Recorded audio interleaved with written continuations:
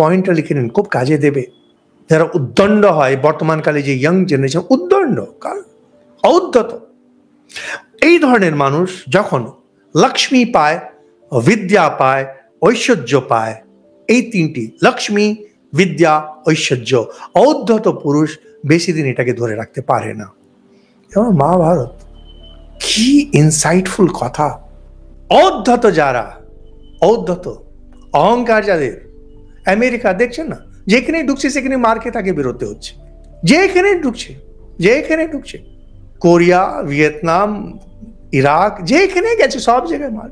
অহংকার, ধরে রাখতে পারে না। বিনয় বলে কিছু নেই, শব্দটা হচ্ছে দুর্বিনীতা, বিনয় যাদের নেই।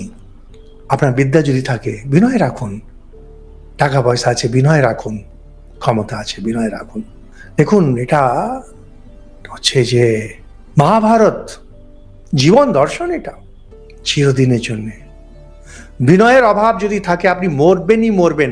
আপনি পেয়ে যাবেন, আপনি লক্ষ্মী পেতে পারেন, আপনি সরস্বতীকে পেতে পারেন, আপনি শ্রী পেতে পারেন, ঐশ্বর্য, সম্পত্তি, বিদ্যা থেকে চলে যাবে। ঠাকুর বলছেন উঁচু জায়গায় জল জমে না।